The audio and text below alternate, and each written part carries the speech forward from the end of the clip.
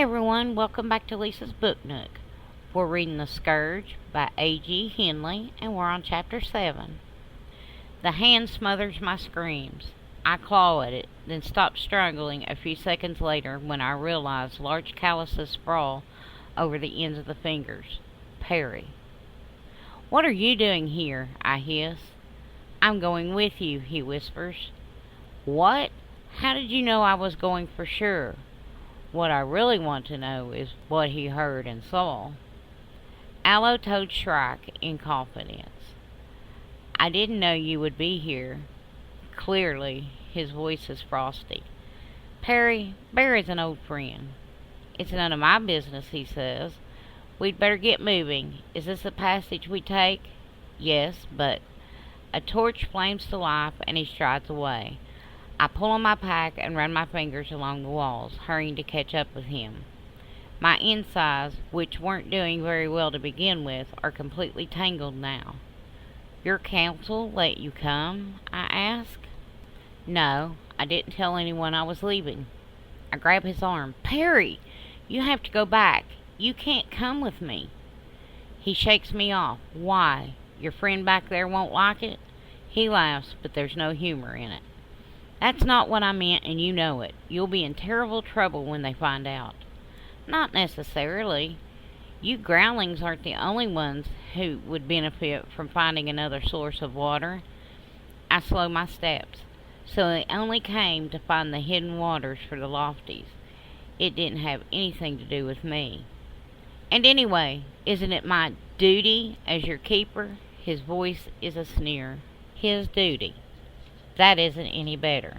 Anger at his attitude and shame that he saw me kissing Bear get the best of my temper.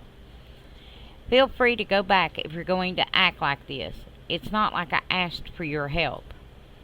How could I resist such gratitude? "Why are you being such a boor's back end?" I yell. "Why can't you just say you're happy I'm here?" he yells back. "Fine. I'm happy you're here."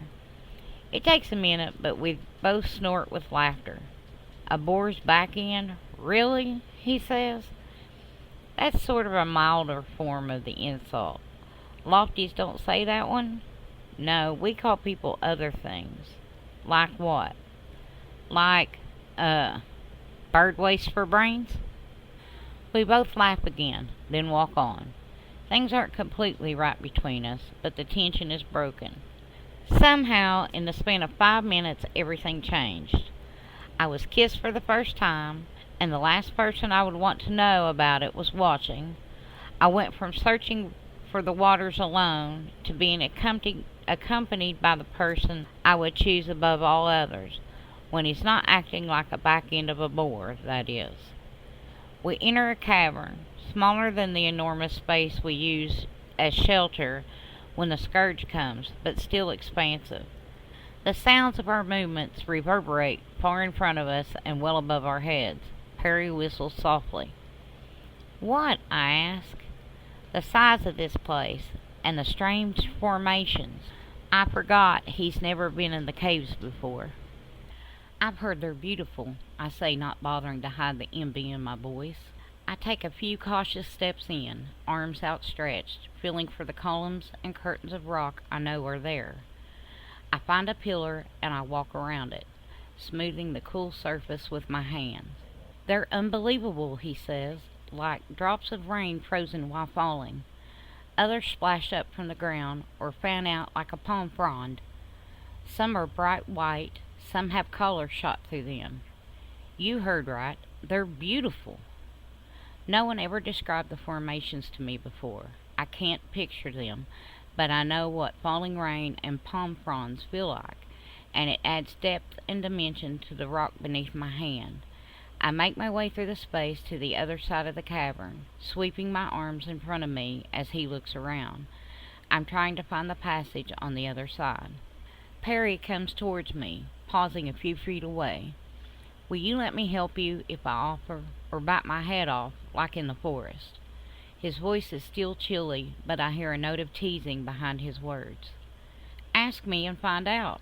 He takes my hand. "May I be of assistance?" "Yes, please." As I would with Elon, I automatically slide my hand up to grip his arm more securely in case I stumble. He tenses. Embarrassed, I keep my hand still. He guides me in silence into the next passage, then walks away. I grope around in my pack for the pouch of cranberries and pull it out.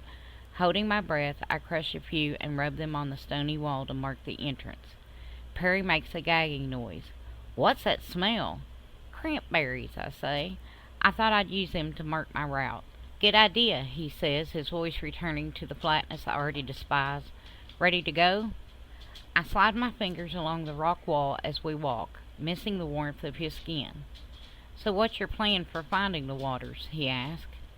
"I'm not sure it's a plan exactly. I thought I'd go further into the caves than I have before, listening for water." "You're right. That's not much of a plan."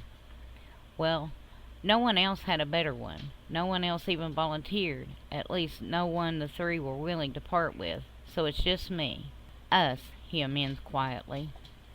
We spend the next several hours moving through passages that lead to caverns, smaller caves, and even more passages, trailing foul-smelling cranberries behind us. We stop for a few minutes to rest and eat. Then Perry puts his torch out to save the light for when we reach the parts of the caves I'm unfamiliar with. I have a good idea where I'm going for now. I've explored the passages off our main cave many times, although never beyond a day's walk. But Perry stumbles often in the dark, so I keep our pace slow. We walk mostly in silence, lulled by the quiet. I jump when he suddenly swears. "How do you stand this? The dark and the quiet? Talk to me, will you? I can't listen to my own thoughts another minute." "What do you want to talk about?" I ask. "Anything, as long as I can hear your voice." "Can I ask you questions about your life?" I don't wait for him to say no. "What do you do when the Scourge isn't here? Like, I work in the caves. What's your duty?" When he speaks again, he sounds closer to normal than he has all day. "I'm a lookout. I walk the perimeter and watch for signs of flesh eaters.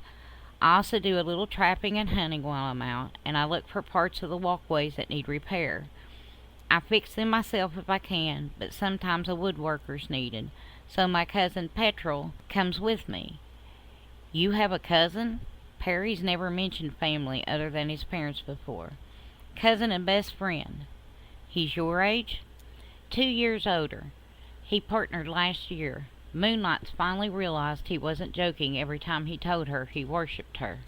She's expecting now. "Moonlight?" I try, too late, not to snicker. "Yes, Fennel." "I'm sorry, but it sounds strange to me." "Your name sounds strange to us, too." I shrug. "They're having a baby? When?" "Late fall." Petrel's thrilled. "I wouldn't be," I say, thinking of Rose. I crush more berries as we enter a new passage. "Why? You're good with children." I stop mid-smear. "How do you know?" "I can't think of a time when we've talked about children. I just think you would be. Why? Don't you want them?" I wipe the remains of the berries from my hand along the wall. It's not that I don't want them so much as I don't want to go through the exchange. I've listened to the sobs of too many mothers night after night for months, years, after having to give up their babies to the Lofties at the winter solstice. Why would I put myself through that? But plenty of people still seem willing to take their chances, so I don't think the community will miss having one less mother. Do you want children? I don't know. I think so. Are you intended?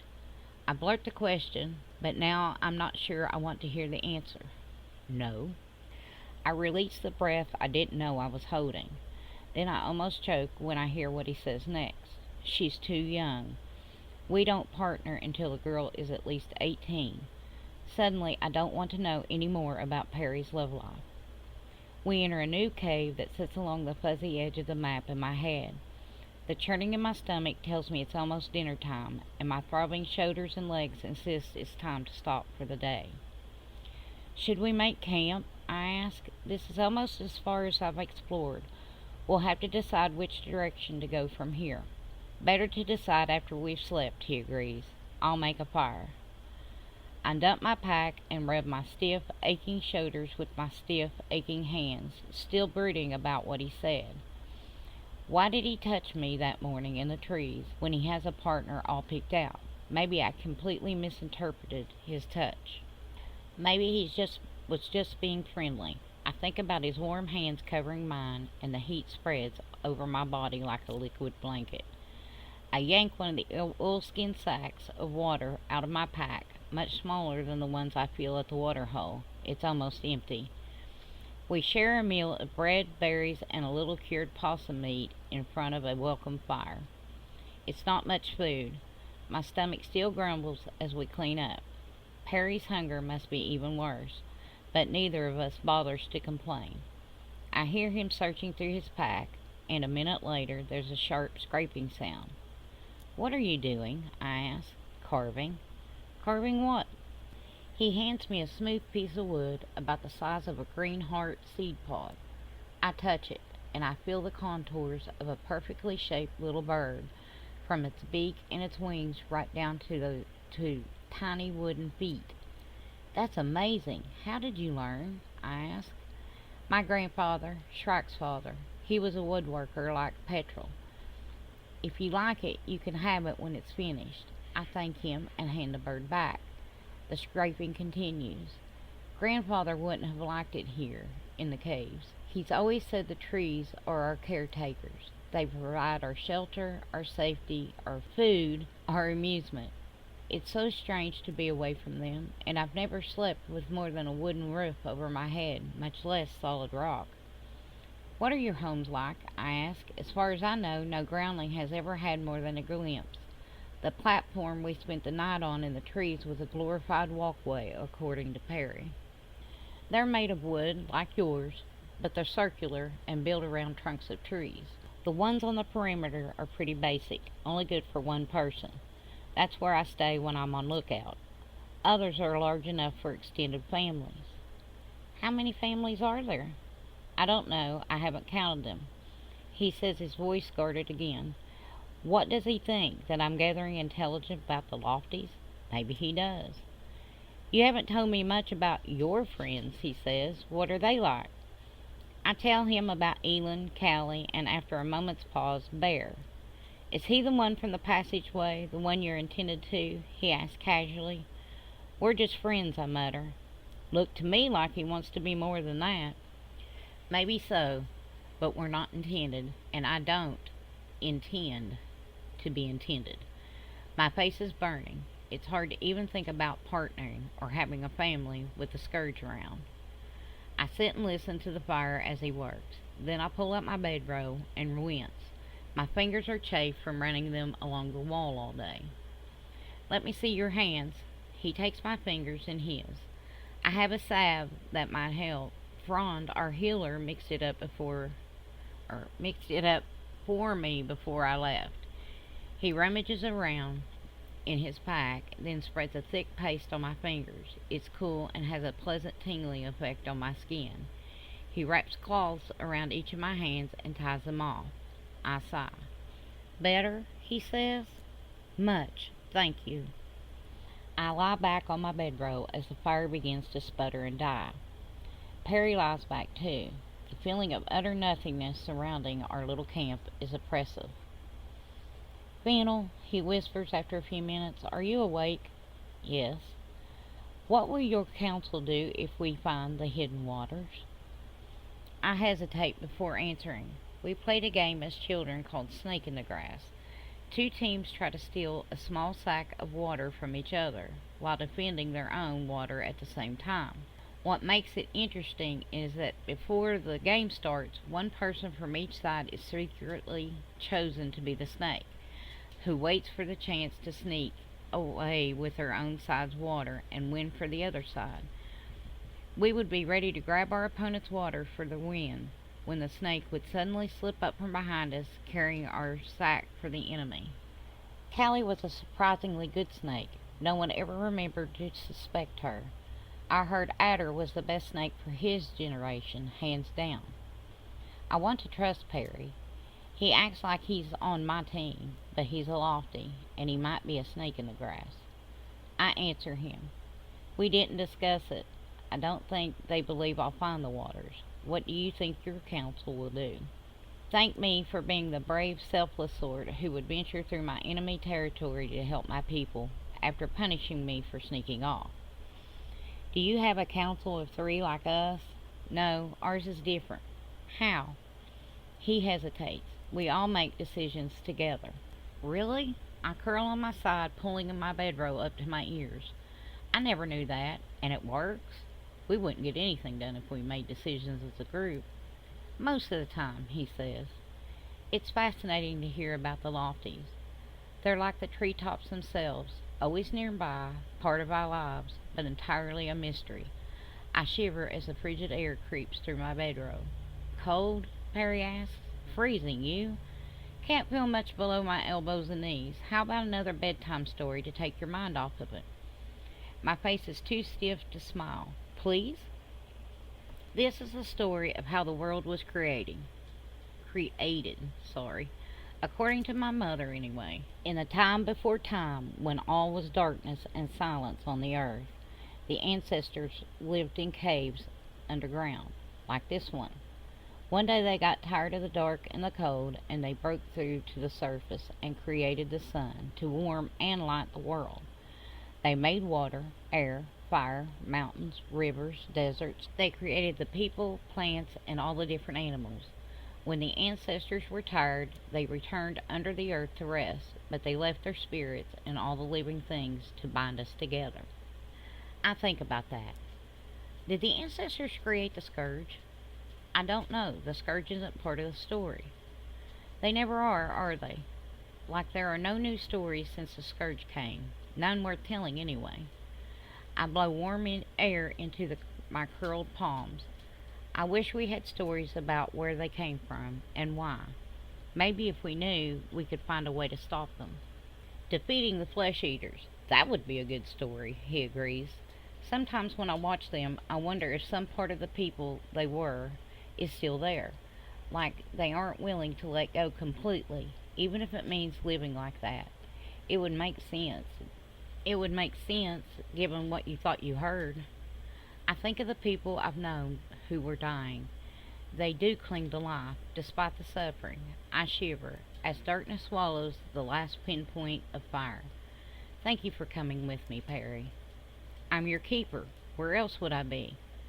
Let's see. At home in the trees by a warm fire, eating a meal with Shrike, or in a little shelter on the perimeter, watching the sun set over the forest? He laughs. Okay, don't remind me. I laugh too. Then I turn over and try to sleep. As unsettling dreams beckon me, I think I hear him murmur. Anyway, I'd be watching the Scourge, not the sunset, and wondering where you were. I'd just as soon be here. His words warm my heart, while every other part of my body ices over in the never-ending night of the caves. We wake early. It's too bitterly cold to sleep any longer. I jump up and down, trying to encourage my feet to come back to the world of the living. The pounding noise is ear-splitting after the silence. I'll make a fire again to warm us up for a few minutes, Perry says, his voice hoarse from sleeping. The sound of it gives me the odd feeling of fingers tickling me on the inside. Let's pack up and get moving. Walking will warm us up. He agrees and lights a torch to see by while we gather our things. A few minutes later, packs on our protesting backs, we're ready to go. He tugs my sleeve.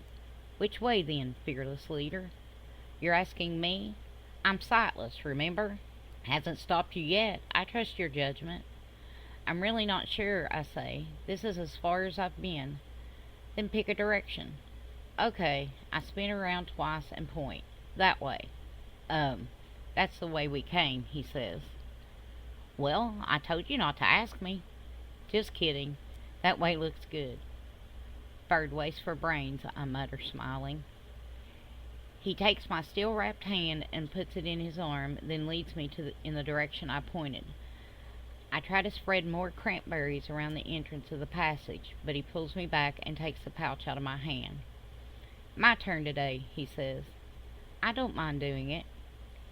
You cheat me out of my chance to smell them up close.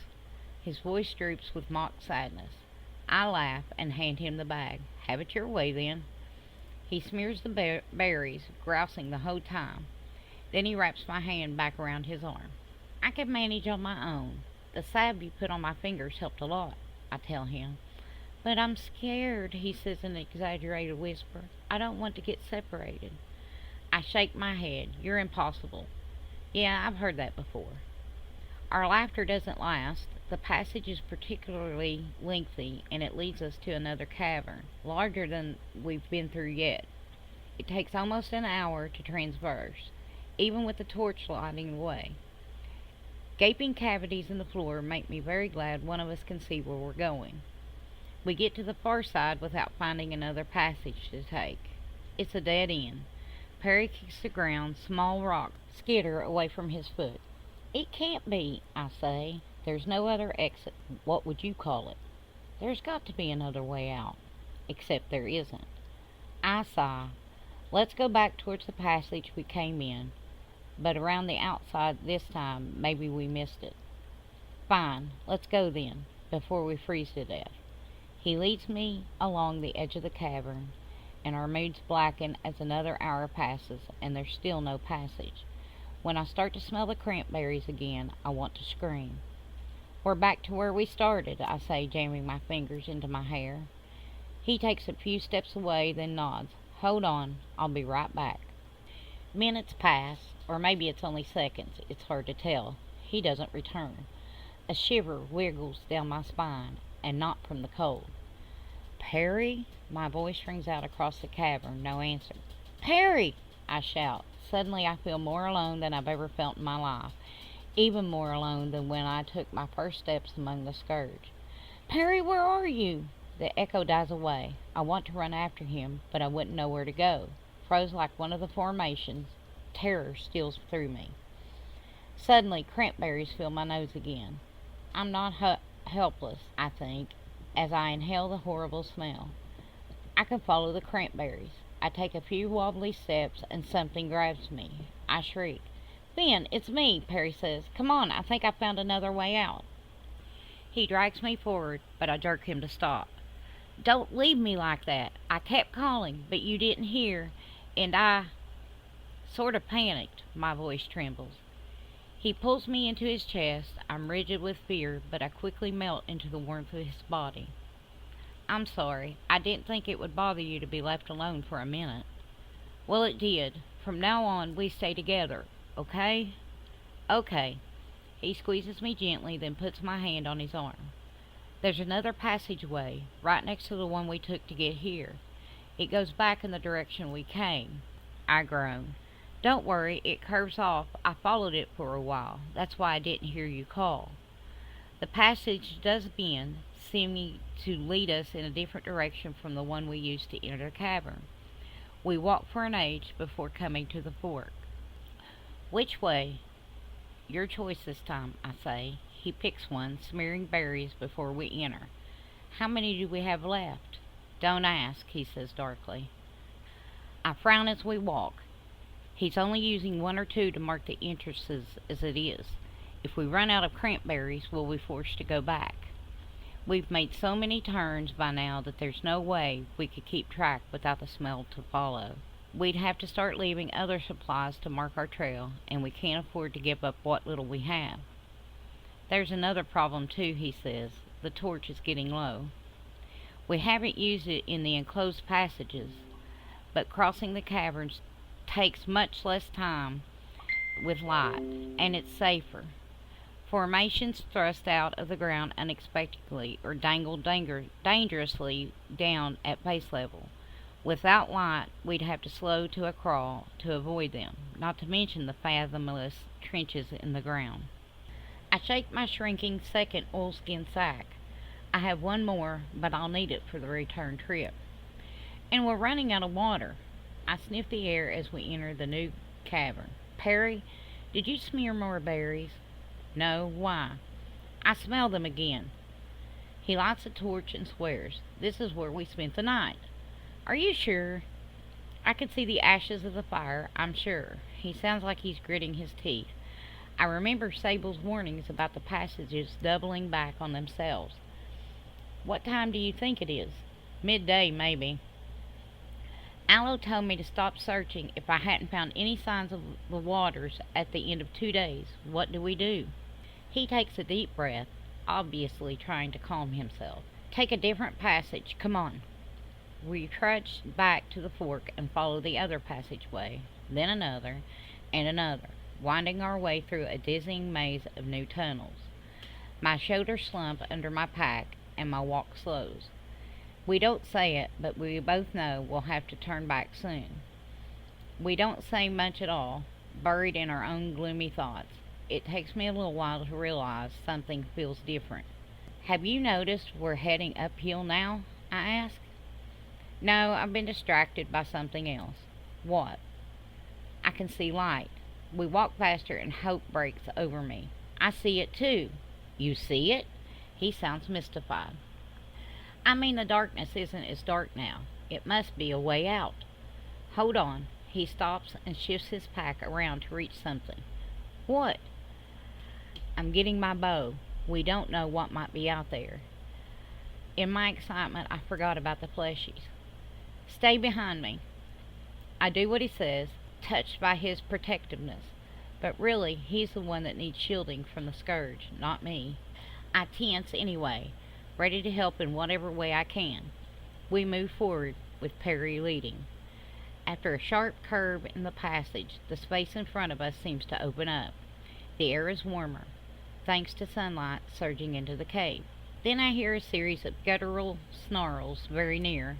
I never heard the Scourge make these sounds. Unbelievable, Perry says. What is it, the flesh eaters? No. What then? I think it's a tiger. Well, that's it, folks, for Chapter 7. We'll get this up. I can't read to see what they've come up on in Chapter 8. But I'll see you next time. Bye-bye for now.